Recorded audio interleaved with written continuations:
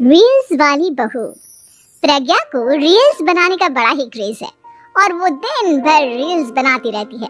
खाते पीते घूमते फिरते घर में कॉलेज में रील्स बनाने के कारण प्रज्ञा पूरे कॉलेज में हाईलाइटेड है। जहां उसके रील्स सभी को पसंद आते हैं, वहीं मनीषा चिंता में डूबी रहती है। एक रोज जब खाते हुए प्रज्ञा रील्स बना रही होती है, तब मनीषा कहती है, एक मिनट भी चैन नहीं है इस लड़की को।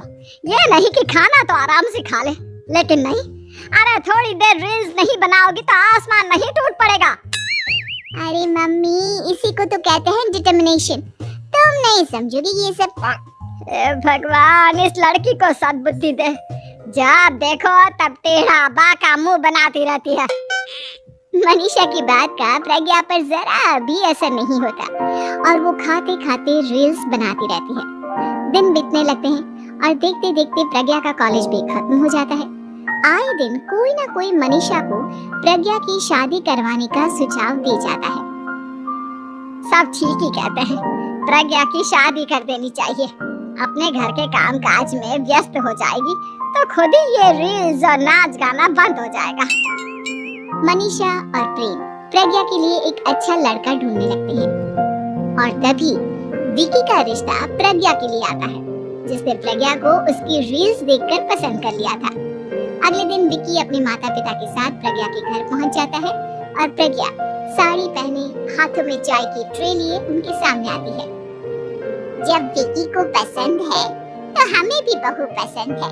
बहन जी, आप बारात की तैयारी कीजिए। एक बार लड़का लड़की अकेले में बात कर ले तो अच्छा रहेगा। हाँ हाँ, क्यों नहीं। मनीषा विकी को प्रज्ञा के कमरे में भेजती है, जहाँ प्रज्ञा पहले से ही रील्स बना रही होती है। तभी विकी कहता है, आ गए आपके साजन जी। हमारे साथ ये रील्स कंप्लीट करती तो और भी अच्छा रहता। अच्छा जी, अब आ ही गए हैं तो बना ही लेती हूँ आपके साथ। दोनों मिलकर रील्स बनाते हैं। जब वी मीट और तुरंत पोस्ट भी कर देते हैं। फिर विकी कहता है, जब आप साड़ी में चाय लेकर आई तब मुझे लगा कि कहीं मैं गलत घर में तो नहीं आ गया। अब सही है। दोनों की शादी पक्की हो जाती है और शादी के दिन भी प्रज्ञा रील्स बनाने से चूकती नहीं। यहाँ तक कि बारात के समय भी नाचते हुए रील्स बनाती है।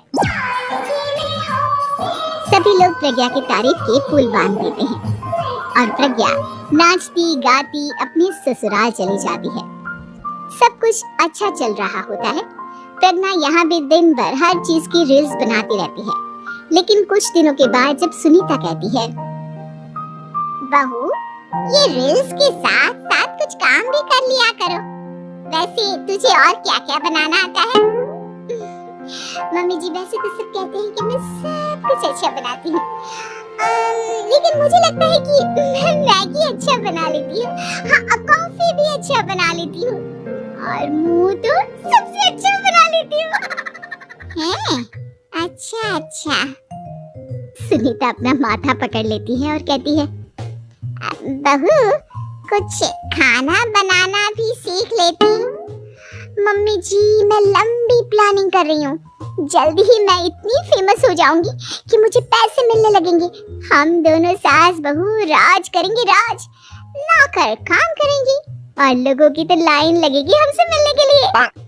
तेरा दिमाग खराब हो गया है क्या बहू? हंसी मजाक तक ठीक है, लेकिन इस तरह घर नहीं चलते।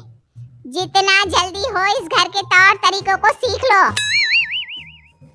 प्रज्ञा मुंह घुमाकर चली जाती है और तुरंत उसी वक्त एक रील बनाती है।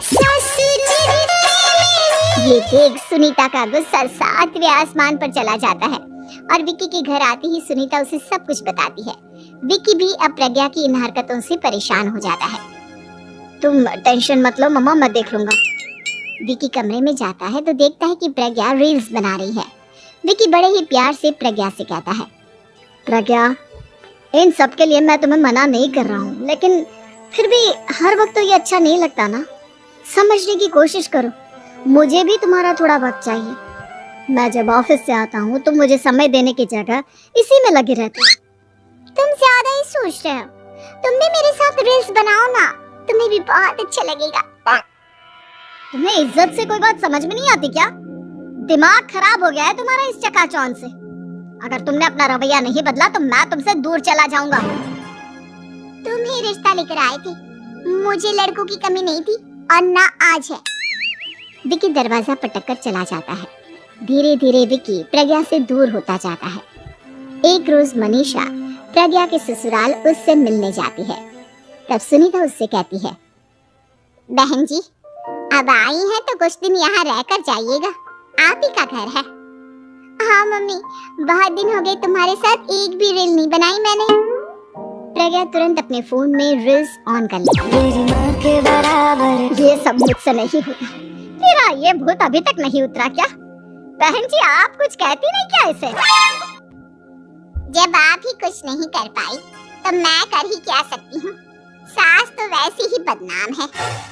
शाम को घर की लाइट चली जाती है और मनीषा प्रज्ञा से कहती है, मेरे घुटनों में बहुत दर्द हो रहा है, तू लाइट का कुछ इंतजाम करना बेटा। अच्छा कैंडल जला देती हूँ मम्मा।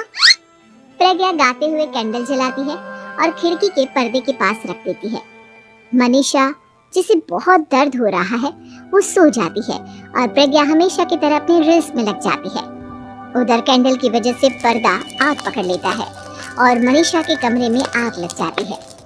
बचाओ, कोई है बचाओ। सभी भागते हैं और विकी कमरे की आग बुझाने में लग जाता है, लेकिन तब तक मनीषा आधी जल चुकी थी।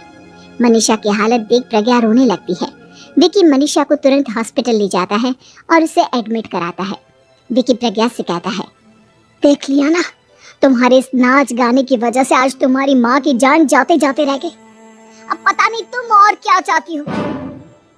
उधर डॉक्टर कहते हैं, इनकी हालत बहुत नाजुक है, आधे से ज्यादा जल चुकी है। प्रज्ञा रोती हुई मंदिर में जाती है और भगवान के आगे जाकर कहती है, भगवान मेरी माँ को ठीक कर दो, मैं कसम खाती हूँ हाथ से ये रील्स बनाना छोड़ दूंगी, बस मुझे मेरी माँ वापस मिल जाए। 2 दिन बीत जाते हैं और मनीषा खतरे से बाहर आ जाती है। पेशेंट अब ठीक है, आप लोग उनसे मिल सकते हो। सब कोई मनीषा से मिलता है और प्रज्ञा सबके सामने अपना फोन तोड़ देती है। मुझे माफ कर दो मम्मा, मैंने तुम लोगों की बातों को नजरअंदाज किया। बेटा कोई भी चीज जरूरत से ज्यादा खराब है।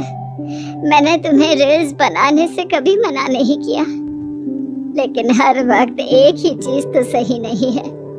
मैं समझ गई हूँ मम्मा, आई एम सॉरी। प्रज्ञा उस दिन से रील्स बनाना छोड़ देती है और पूरी तरह से अपने घर में लग जाती है।